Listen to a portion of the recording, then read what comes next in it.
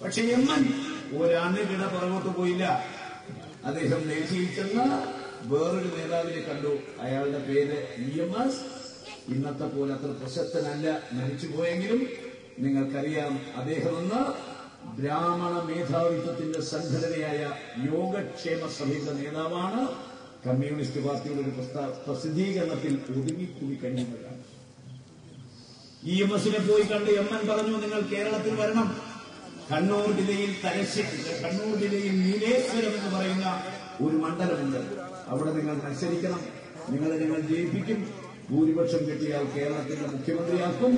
TV തോമസിനെ മുഖ്യമന്ത്രിയാക്കാതിരിക്കാൻ എമ്മൻ EMSനെ കേരളത്തിൽ കൊണ്ടുവന്ന് കണ്ണൂർ ജില്ലയിൽ നീലേശ്വരത്ത് നിർത്തി മത്സരിപ്പിച്ചു.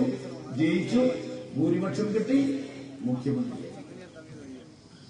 പക്ഷേ ജയിച്ച EMSും സ്ഥാനം കിട്ടാതെ പോയ TV തോമസിനെ വെട്ടിയ എമ്മനും ഒറ്റക്കെട്ട്. പാർട്ടിയും ഭരണവും ഒറ്റക്കെട്ട്. ജനങ്ങളും അനുഭാവികളും ഒറ്റക്കെട്ട്. ഇന്നങ്ങനെയാണോ സ്ഥിതി? അച്യുതാനന്ദനും പിണറായി വിജയനായിട്ട് ബന്ധം നിങ്ങൾ ആലോചിച്ച്. SFIക്ക് ദിശാബോധം നഷ്ടപ്പെട്ടു. DYFക്ക് ആശയവ്യക്തതയില്ല.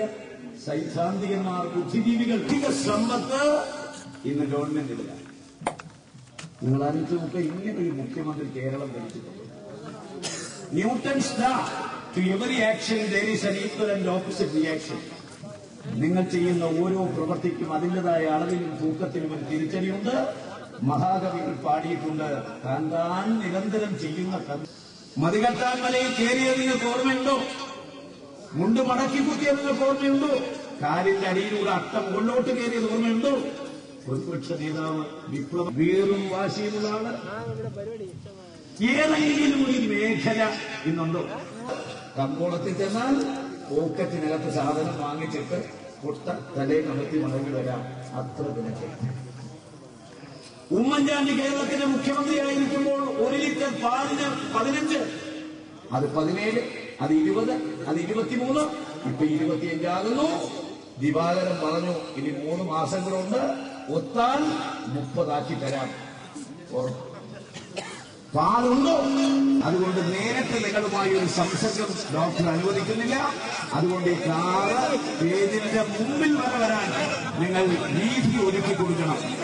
UDFിൽ അനിശ്ചയത്തിനായ നായകൻ ശ്രീ ഉമ്മൻചാണ്ടി, പാവപ്പെട്ടവരുടെ പടനായകൻ ശ്രീ ഉമ്മൻചാണ്ടി, കേരളത്തിലെ ജനലക്ഷങ്ങളുടെ മനോമുകുരങ്ങളിൽ നിറഞ്ഞു നിൽക്കുന്ന അനിതര സാധാരണമായ വ്യക്തിത്വത്തിന്റെ ഉടമ ശ്രീ ഉമ്മൻചാണ്ടി ഇതാ ഇങ്ങോട്ട് കടന്നു വരുന്നു.